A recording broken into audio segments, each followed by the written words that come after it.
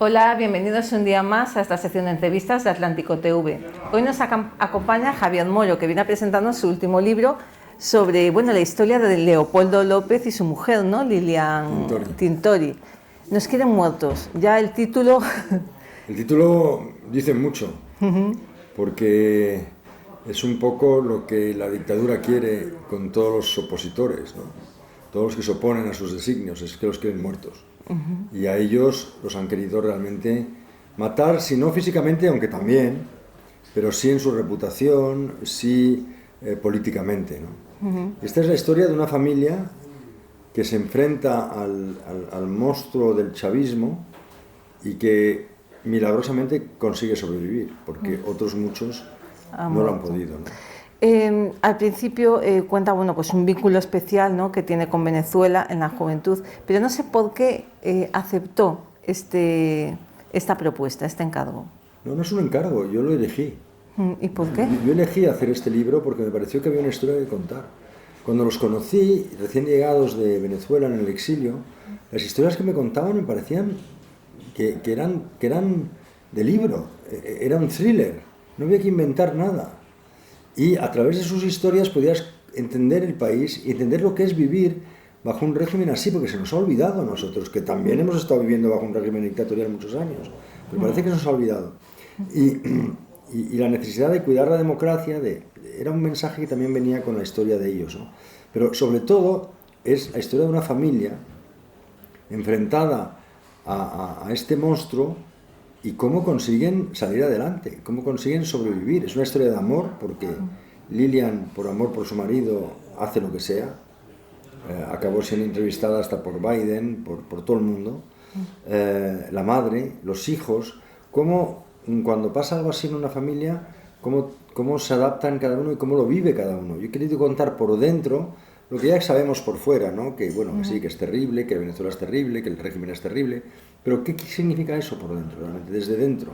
Sí, de hecho, en el texto, en muchos capítulos está contado cómo las decisiones de su marido las vive ella, ¿no? Cómo Claro. ella lo nota, lo O vive. las decisiones de ella, cuando ella consigue por fin una entrevista con Trump, en el momento que era presidente de los Estados Unidos. Pero le da miedo, pero no le da miedo por otra cosa, le da miedo que las consecuencias de esa entrevista las sufra su marido. Porque cada vez que ella consigue una entrevista con alguien fuera, en la cárcel a su marido le quitan derechos, le aíslan, le encierran, no lo dejan ver durante 3 meses a nadie, no le dejan recibir visitas, se vengan. Y ella tenía miedo. Y él le dice, no, tú adelante. Eso quiere decir, cuanto más se metan conmigo, cuanto más me conculquen mis derechos, eso quiere decir que estamos en el buen camino. ¿Y qué le llevó a Leopoldo a quedarse en el país sabiendo que era perseguido, que iba a ser encarcelado? Porque otros muchos se fueron. Pues eso es lo que hace de él un héroe, en el sentido de Navalny, por ejemplo, este ruso que fue envenenado y que se rehabilitó en Alemania, podía haberse quedado en Alemania. Sin embargo, por consistencia y por coherencia política, él vuelve a Rusia y hoy lo está pagando muy caro. A lo mejor no sobrevive, porque lo están quebrando. En Nicaragua tenemos el ejemplo de Monseñor Álvarez. Monseñor Álvarez, la pareja esta tremenda de Murillo Ortega, lo ha querido sacar del país con otros 244 opositores. Él dijo que no, yo me quedo en Nicaragua, yo soy nicaragüense, de aquí nadie me quita. La han condenado en un juicio amañado a 26 años de cárcel y está en la cárcel. En Venezuela, ese tipo de personaje es Leopoldo López, que en lugar de irse a Miami con su familia tranquilamente a disfrutar de la vida, va y se entrega. Se entrega porque sabe que al hacerlo va a arrinconar al régimen y va a quitarle la careta que tenía el régimen de democracia. Y en efecto, para eso sirvió el sacrificio de Leopoldo, para que el mundo se enterase de que aquel régimen ya no era un problema de derechas o de izquierdas, era un régimen que había traicionado por completo los principios de la revolución y que se había convertido en un narcoterrorismo, en un narcorégimen que encarcelaba, maltrataba a la gente y tanto maltrato que 8 millones de venezolanos han tenido que salir del país. Eso es una tercera parte, es más de una tercera parte del país. Han arruinado el país más rico de Sudamérica, lo han convertido en el más pobre de Sudamérica. Es que hay que conseguir hacerlo eso, ¿te parece? Y bueno, después de estar un tiempo, muchos años en la cárcel, de estar pasar después al domicilio, a nuestro domiciliario. Sí, la cárcel, la casa por cárcel, que es el arresto domiciliario, era como meter a toda la familia en la cárcel. Porque tienes a la policía afuera, 3 veces al día tienes que hacerte fotos con el periódico del día, con los guardias, no puedes salir, es otro tipo de vida carcelaria.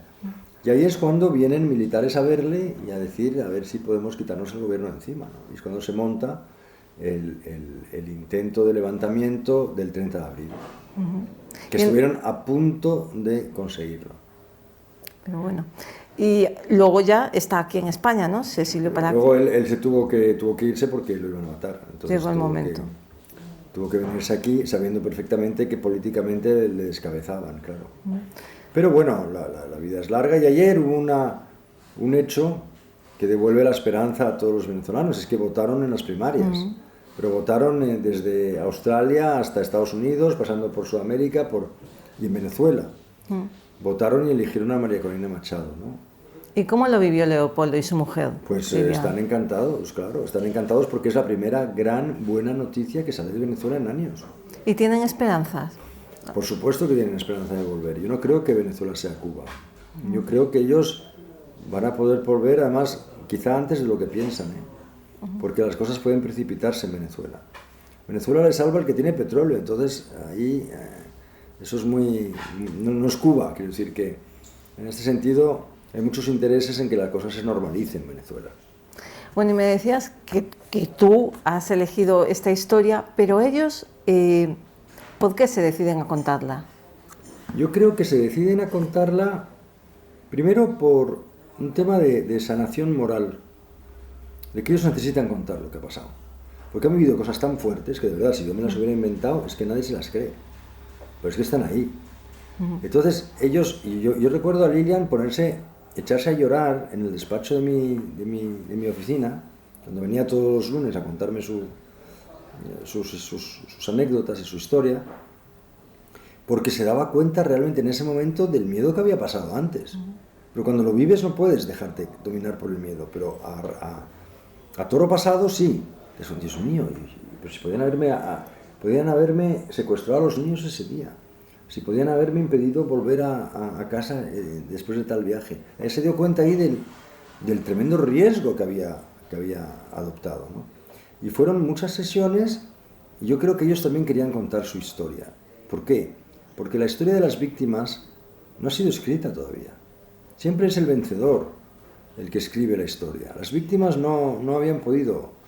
Y aquí yo vi que había una oportunidad para contar la historia de ellos, la verdad de ellos, que es la verdad y que es la historia de tantos y tantos venezolanos que han tenido que dejar su país. Es un poco la historia de todos ellos, a través de la historia de Lilian y Leopoldo. Y en esta gira que estés haciendo de presentación del libro, supongo que muchos venezolanos, ¿no?, se acercarán y bueno, sí, muchísimos. Y contarán su No se experiencia. puede andar con ellos por la calle. No puedes andar con ellos por la calle, ni en Madrid ni en Vigo. Es que es constante. Bueno, ellos han llegado a ser unos líderes muy reconocidos. La gente ha marchado, se ha ido a manifestaciones en su nombre durante años. Entonces, claro, ese capital político no se pierde. Es lo que yo digo. El gesto aquel de haberse entregado, de haber antepuesto la coherencia política personal al bienestar personal, eso es un gesto que permanece en la conciencia colectiva de un país. Eso no se pierde. Porque ahí pasa al estado un poco superior de héroe nacional. ¿Pues quién hace eso? ¿Quién sacrifica su bienestar por meterse en la cárcel 4 o 5 años o lo que sea? Fue condenado a 14. Más que él pudo salir. El gran milagro de todo esto es poder contar con ellos en las giras. Es tenerlos ahí vivos. Porque lo normal es que los hubieran matado. Pues nos quieren muertos. El título lo dice, ¿no? ¿Y le quedan ganas de seguir en política? ¿A él? A él. Todas. Él está totalmente, vamos, por supuesto, solo vive para eso. Solo vive para eso. Y para volver y para conseguir la libertad de Venezuela. Porque en el fondo Venezuela es un eslabón más de una serie de países que se apoyan, de regímenes que se apoyan entre ellos. Venezuela existe y Venezuela se mantiene y Maduro sigue en el poder porque tiene ayuda militar de Rusia, tiene ayuda financiera de China, tiene ayuda en seguridad de Cuba, tiene ayuda en crudo y en materiales y en los coches, por ejemplo, todo esto de Irán. O sea, esas autocracias se ayudan y se apoyan entre ellas. Por eso sigue ahí el régimen. Entonces, la misma lucha que hay contra Putin, también se libra en Venezuela esa lucha. O sea, en este sentido, los países autocráticos han ganado terreno en los últimos años y son más las personas que viven bajo regímenes dictatoriales en el mundo que las personas que vivimos bajo regímenes democráticos, donde rige el Estado de Derecho. Nos van ganando la partida. Esa es la verdad. Es preocupante eso, ¿eh? Claro que sí. Entonces hay que reaccionar, y reaccionar es defender la democracia, defender los valores de la democracia, y sobre todo defender el Estado de Derecho y no dejar que las instituciones se vayan erosionando y que vaya la gente jugando con ellas como si fuese algo de poca importancia. Sí, y bueno, es problemático también porque puede ser utilizado por intereses de fuera, ¿no? Por supuesto. Porque en el caso de Latinoamérica, las democracias son unas democracias que no es un modelo, no es un modelo occidental, no es un modelo de aquí, ¿no? No, es un modelo de aquí, pero que las instituciones no son sólidas, porque todavía pervive el caudillismo. O sea, yo en el prólogo del libro cuento cómo he resumido la historia de 100 años de Venezuela en 10 páginas, pero lo que cuento más o menos es que siempre en un país como Venezuela ha habido caudillos y siempre ha habido gente que ha luchado por la libertad y por la democracia. Y ha sido así, una oscilación constante. En los 30 primeros años de independencia de Venezuela, no sé si hubo 39 golpes de Estado. O sea, Chávez es un caudillo más que llega. Es que es un encantador de serpientes y acaba arruinando el país, pero es uno más. O sea, se inscribe dentro del contexto de la historia de Venezuela. Y Leopoldo López, la familia de Leopoldo López, también, ¿no? Que también tiene más. antecedentes. Exacto. De lucha el por la democracia. El bisabuelo ya luchó contra un tirano, que en ese caso era de derechas, el dictador Gómez. También sufrió la cárcel, también vivió el exilio. Eso lo tienen en el ADN familiar. En el fondo, la historia se repite. Y Leopoldo pues, es heredero de esta familia cuyo ADN, digamos, que está mezclado con el del nacimiento del país, ¿no?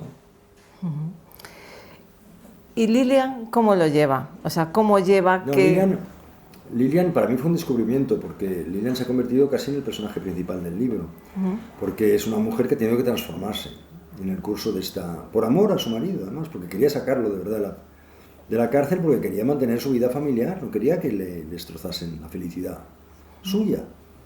Y entonces, para sacar a su marido de la cárcel, se transforma, pasa de ser una ama de casa a ser el símbolo de la oposición venezolana, una activista reconocida internacionalmente, que un día está con Trump, al otro día está con Biden, al otro día está con Rajoy, siempre pidiendo por la liberación de los presos políticos entre los cuales se encontraba su marido.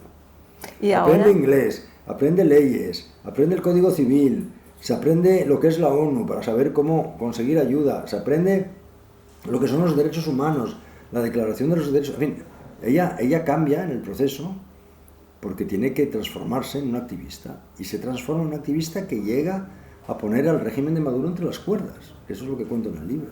Y ahora, una vez liberado a su marido, ¿dónde está? Está en Madrid. ¿Pero sigue siendo activista ella? Sí, por supuesto, ellos siguen totalmente. Ella en primera línea, claro, también. Ella está ahora luchando por la liberación de otros presos políticos. Y han conseguido una de Roland Carreño, que era un periodista, que lo acaban de soltar hace 2 días. Muy bien, pues nada, muchísimas gracias por introducirnos en este episodio tan reciente y tan de actualidad de Venezuela. Por supuesto, y tan de actualidad. Muchas gracias. Gracias a vosotros. Gracias.